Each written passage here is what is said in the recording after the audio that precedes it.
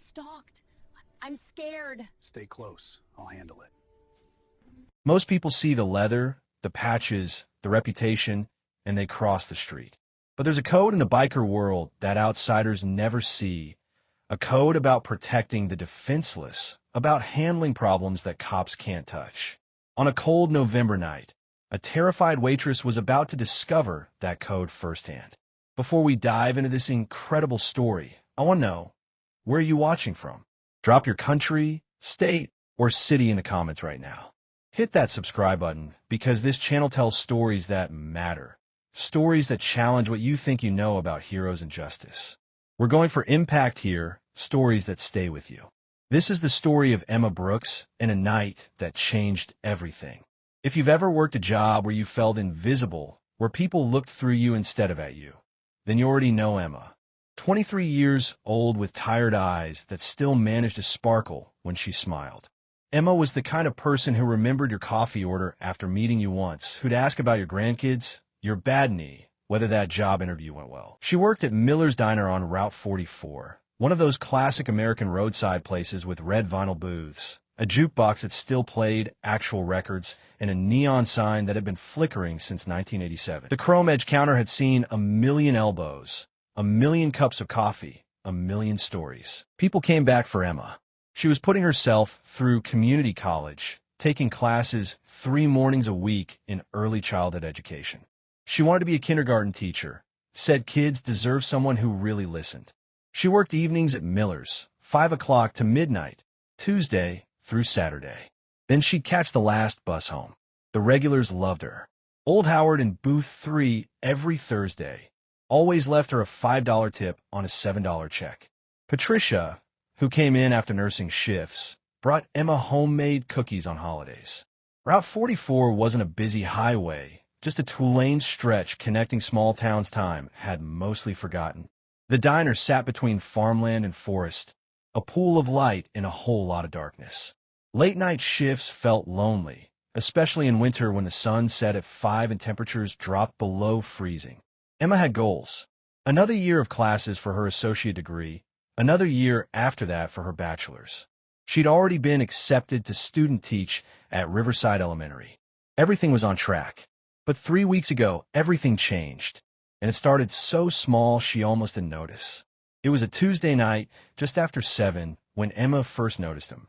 He came in alone, walked straight to booth 9 in the back corner with a clear view of the entire diner. A clear view of her. She brought him water and a menu. He barely looked at it, ordered coffee and a burger in a flat tone that didn't invite conversation. Emma knew social cues, when someone wanted to chat, when they wanted to be left alone. This man wanted to be left alone, but every time she glanced his direction, he was watching her. Not friendly, not even uncomfortable in the usual way. This was different, methodical, like he was studying her. He stayed until midnight, nursed 3 cups of coffee over 5 hours. Left exact change, no tip. 3 days later, he came back. Different booth this time, closer to the counter. Same routine. Coffee, burger, watching. This time she felt it more acutely. That prickle on your neck when you know someone's eyes are following you. He came back Monday, Wednesday, Friday. By the 2nd week, Emma knew his pattern. He'd arrive around 7, order the same meal, stay until her shift ended. Never caused trouble, never said anything inappropriate. But he was always there, always watching. The 2nd Tuesday, she noticed his car, a dark blue sedan parked at the far edge of the lot where the floodlight didn't reach. She locked up and started walking toward the bus stop. That's when she saw it. Engine running, headlights off, just sitting there in darkness. Her heart kicked hard. She walked faster. The bus stop was only 100 yards away, but those yards felt like miles. The car started moving slowly, staying 20 feet behind her. Close enough that she knew he was there, far enough to claim coincidence. At the bus stop, the car pulled into a gas station across the street. Engine still running. She could see his silhouette behind the wheel. The bus came. When she looked back, his car was following. It stayed behind them for 3 stops before turning off. Emma didn't sleep that night. She told her manager, Dennis, the next morning, trying to keep her voice steady. There's this customer. He comes in several times a week. He watches me the entire time. Last night, he followed me to the bus stop. Dennis barely looked up. Is he paying for his food? Yes, but is he bothering other customers? No, but Dennis, he's bothering me. Dennis sighed. He's a paying customer, Emma. I can't ban someone for looking. Just ignore him.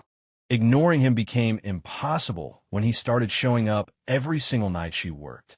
5 nights a week, like clockwork. The third week, Emma filed a police report. The officer was kind, sympathetic. But when she finished, he set his pen down and gave her the look she'd been dreading. Ma'am, I understand you're frightened. But he hasn't threatened you, hasn't touched you, hasn't approached you outside the restaurant.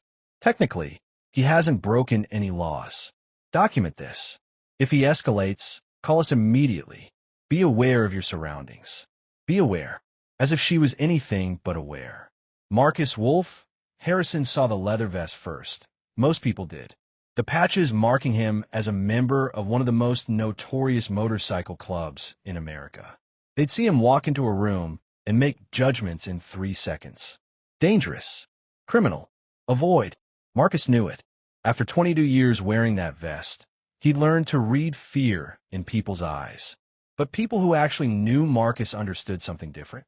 They knew he'd helped Old Man Patterson fix his fence after a storm. They knew he'd organized toy drives every Christmas for 15 years. They knew when the Miller family lost everything in a house fire, Marcus and his brother showed up with trucks full of furniture and never said a word. Marcus was 47, built like his nickname suggested, with gray threading through his beard and hands that had seen hard labor. Before the club, he'd been Corporal Marcus Harrison, United States Marine Corps. 2 tours in Iraq. The Marines taught him discipline, loyalty, brotherhood. When he came home, he found that same brotherhood in the club. People misunderstood what the club stood for. The code real members lived by was simple and sacred. Protect women. Protect children. Protect those who can't protect themselves. Stand up when others walk away. Marcus was at Miller's Diner that week, visiting his younger sister Linda, who'd moved to a town 15 miles up Route 44. She was a school teacher. Marcus visited every few months to check in, make sure she was safe. But there was more to why Marcus couldn't walk away from someone in trouble. Something that shaped every decision he'd made for 15 years. 20 years ago, Linda had been stalked. A classmate became obsessed, followed her around campus, showed up at her dorm. She reported it to campus security. They said they'd look into it. She told friends. They said she was overreacting. Nobody helped until the night her stalker broke into her apartment. She survived, but barely. Fought him off with a kitchen knife and desperate will to live. The scars on her forearm, 3 jagged lines, had faded. But Marcus still saw them every time they hugged. And every time, he remembered the promise he made. Never again. Not on my watch. If you believe real heroes don't always wear badges, smash that like button right now. Let's show some love for people who actually step up when everyone else looks away. That Thursday night, the diner had that hollow feeling, fluorescent lights and empty booths. For customers total, an elderly couple finishing pie, a truck driver gulping coffee, Marcus in booth 7 with his meatloaf, and him, David Reeves, though Emma didn't know his name yet. Tonight he was agitated, barely touching his food, kept checking his phone, typing something, deleting it, typing again. His leg bounced. He'd look at Emma, then his phone, then back at Emma. The energy coming off him was manic, unstable. Emma glanced out the windows. Her stomach dropped. Reeves's dark blue sedan wasn't in its usual spot. It was parked directly under the streetlight, right in front of the bus stop, blocking it. He'd never done that before. He'd always maintained pretense, plausible deniability. Tonight, he'd abandoned pretense. Tonight, he wanted her to know he was waiting. Emma's hands trembled. She couldn't call the police. She'd learned that lesson. He hasn't broken any laws yet, ma'am. She was trapped. Then she saw Marcus. Quiet, steady Marcus who'd been coming in all week, who sat alone and never caused trouble. She didn't know him, didn't know anything about him except that leather vest and patches that marked him as someone most people feared. But desperation makes you reach for unlikely saviors. Emma walked to booth 7, coffee pot in hand though his cup was full. She leaned down, voice breaking. "Excuse me. I'm so sorry to bother you, but that man over there, He won't stop following me. He's been coming here for weeks. He waits for me, follows me to the bus. I don't know what to do. Please. Marcus didn't respond with words. He simply looked at her, really looked, and she saw recognition, understanding, belief. Then his gaze shifted past her to Reeves's booth. Just a slow, deliberate look. No aggression, just acknowledgement.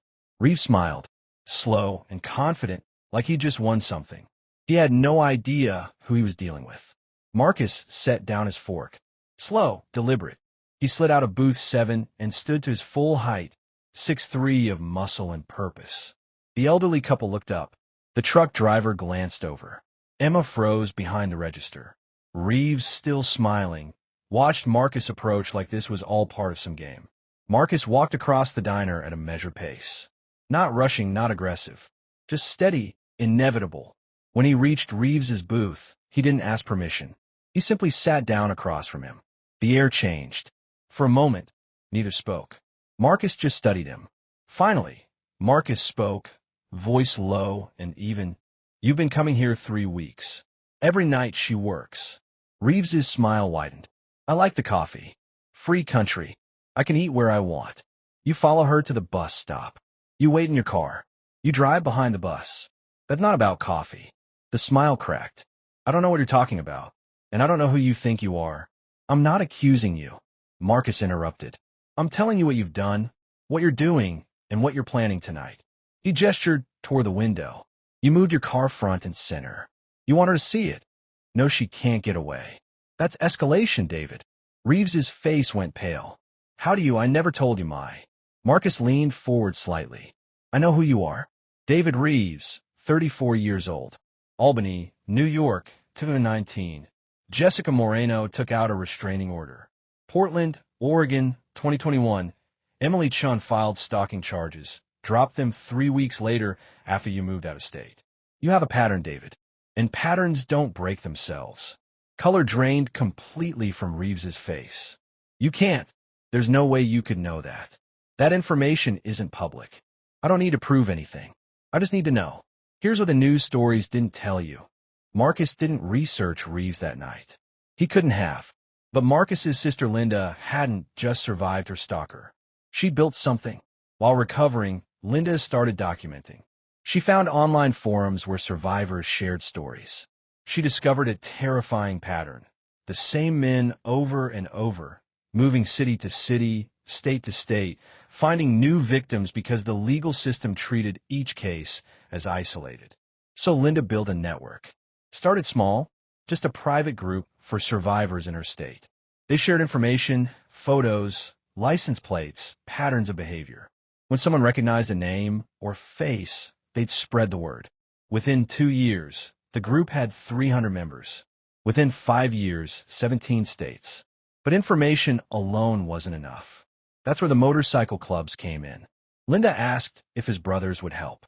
Not with violence. Violence made you the criminal. But presence, protection, being the deterrent police couldn't be. Marcus brought it to his chapter. The vote passed. Within a year, chapters in 6 states had signed on. Within 5 years, 17 states, over 400 writers. They called it the Silent Watch. Marcus received the text about David Reeves 2 days before Emma whispered those desperate words. Linda had flagged Reeves's name when he applied for an apartment 15 miles from her town. A network member in Portland recognized the name, sent all documentation. The pattern was clear. Reeves moved every 2 years to smaller towns where records were harder to track. Always found young women working service jobs, women who were visible, accessible alone at night. Reeves's defensive posture shifted to aggressive. He sat up straighter, jaw clenched. You threatening me? I can call the cops right now. You can't touch me. I haven't broken any laws. If you lay one finger on me, you're going to jail. I'm not threatening you. Marcus said, something almost sad in his voice. I'm offering you a choice. But you have to understand what's happening. You're not anonymous anymore. You're not invisible. We know who you are, what you've done, what you're planning. And this ends tonight, one way or another. Reeves glanced toward the door. His car was right there, 20 feet away. He could run, but something in Marcus's expression stopped him. Reeves made a choice. The wrong choice. He stood up fast, knocking his water glass over. You don't know who you're messing with. I have rights. I have lawyers. And you? You're just some thug in a leather vest. I'll see you in court. The diner door opened. Two more men walked in, both wearing leather vests with the same patches. They didn't speak. They simply walked to Reeves's booth and sat down, one on each side of where he'd been sitting. Dennis the cook had come out from the kitchen, standing beside Emma. Reeves looked at the two men, at Marcus blocking the door at the windows. Panic was setting in. Sit down, Marcus said. Not a request. Reeves sat. Marcus pulled a tablet from his vest and set it on the table. You have two choices. Choice one, you leave right now. Get in your car. Drive away. Never come back to this diner. Never contact Emma. Move out of this area within 30 days. And understand we're watching. Forever. You escalate with any woman anywhere, we'll know. Next time there won't be a conversation. Reeves's jaw clenched. And choice two. Choice two requires courage you probably don't have. You face what you've done. You admit it. You apologize to the women you hurt. You get help. Real help. Specialized therapy for stalking behavior. You check in with our network every week for 2 years. If you complete the program without any incidents, we delete everything. Clean slate. But if you violate the terms, if you target another woman, the recording goes to every police department, goes viral.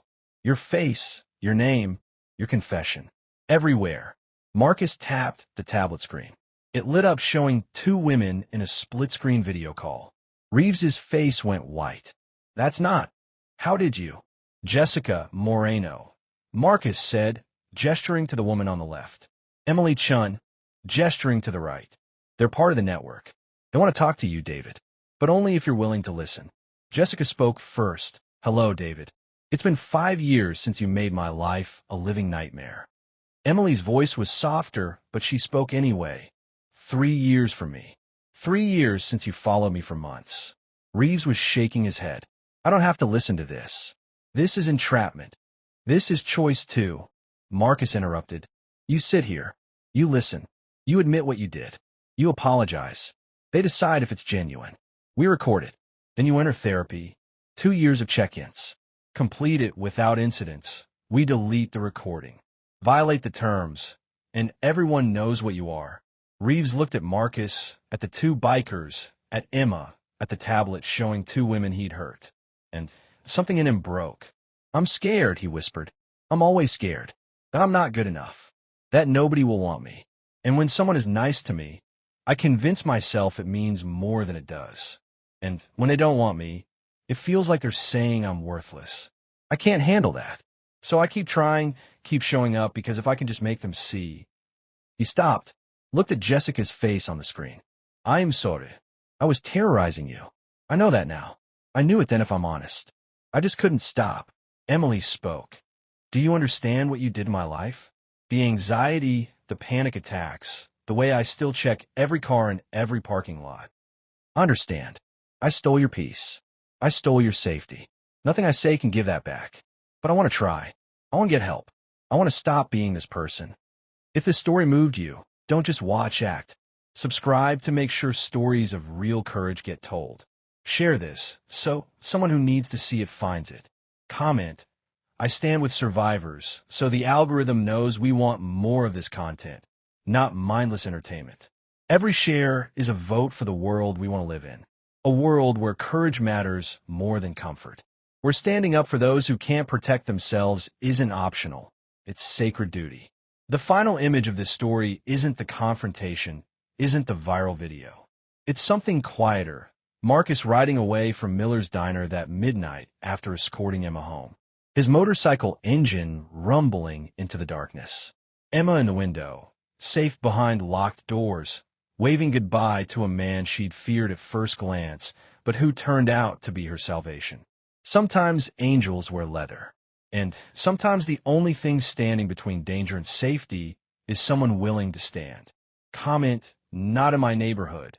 If you believe communities should protect their own, comment your city or state so we can see how far this message reaches. And hit that subscribe button, because courage like this deserves to be seen. Thank you for watching. Now, go be someone's miracle.